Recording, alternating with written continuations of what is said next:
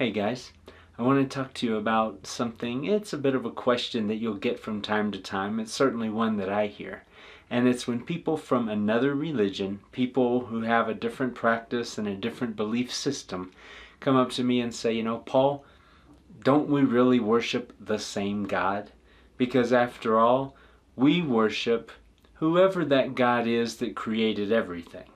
And I mean, that's who you worship as well, right? You worship the God who created everything. So even though we call him something different, even though we have a different set of practices, we're really worshiping the same thing. And logically, that kind of makes a little bit of sense. However, there is a part of our Bible that really tries to clarify that for us and straighten us out in this area. It's what Messiah called the most important part of the Bible. He said it was the Great Commandment of the law, and for a good reason. In this passage, our God gives us his identification. He identifies himself with three things: a name, a number, and obedience to his law. This is, of course, Deuteronomy chapter 6, and starting at verse 4, it says, "Hear, O Israel." That's talking to us. That's talking to his people who are called Israel. "Hear, O Israel, Yahweh, our God, is one, and him only shall you serve. And you will love Yahweh, your God, with all of your heart, and with all of your soul, and with all of your might." So, what does it mean to love him? Loving our God in the Bible refers to obeying him or keeping his commandments. Just like in the New Testament, when you read about fruits, you're reading about fruits of obedience. When you read about works, you're reading about the practice of his commandments or of his law. Again, you're reading about obedience. When Messiah sent his disciples out, at one point they said, how are we going to identify the ones that we're looking for? How are we going to know who's who? How can we sort them out? And he said, you know what? By their fruits, you will know them. By their responsiveness and practice of my Father's commandments, you're going to know who these people are. So we have a way of answering that question. Do we worship the same God?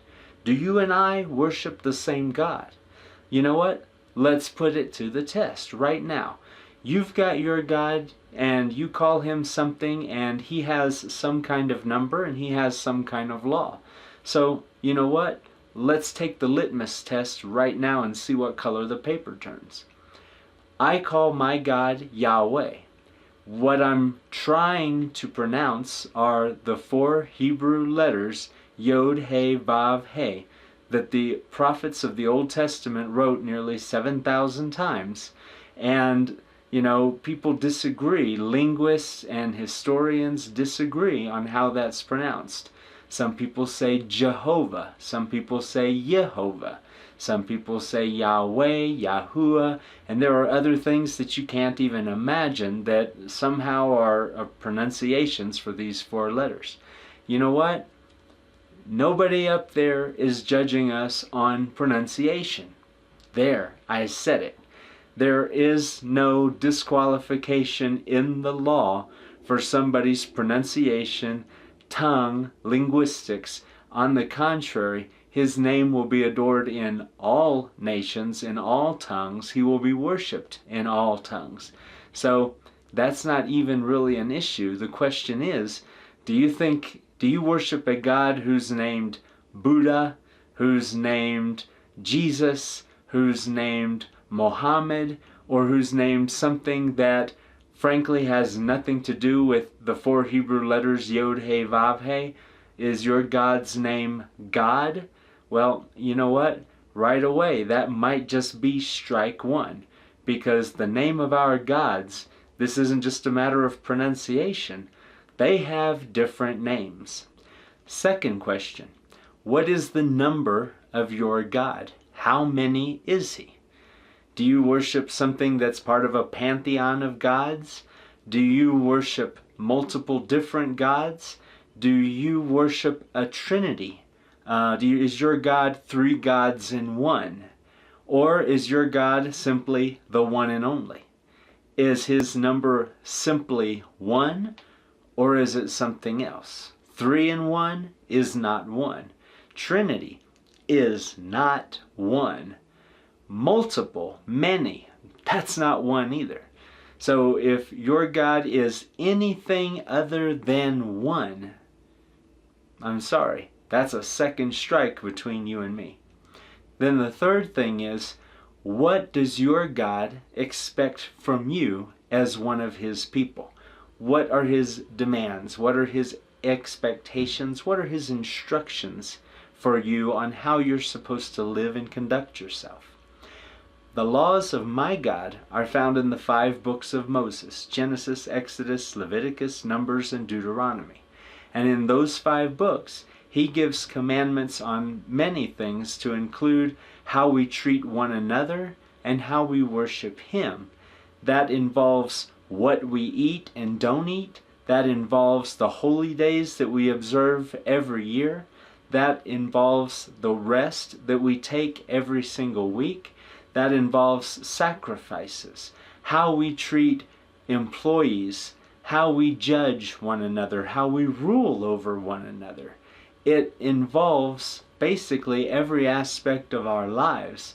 That is the law of my God. That's his expectation for me. That's what he demands of me, that I practice those laws which are written in those 5 books. So that's what I am marked with. I am marked with that name, that number, and that law. So then the question is that your God as well? I don't care if you pronounce his name a little bit differently. You need to say he's one. There's really no flexibility on that. And when it comes to commandments, you know what? There's even a little bit of grace there. Maybe you haven't learned as much as I have, or maybe I haven't learned as much as you. Maybe there are some things that one of us isn't obeying just because we haven't learned it yet. Also, maybe we have a different interpretation of something.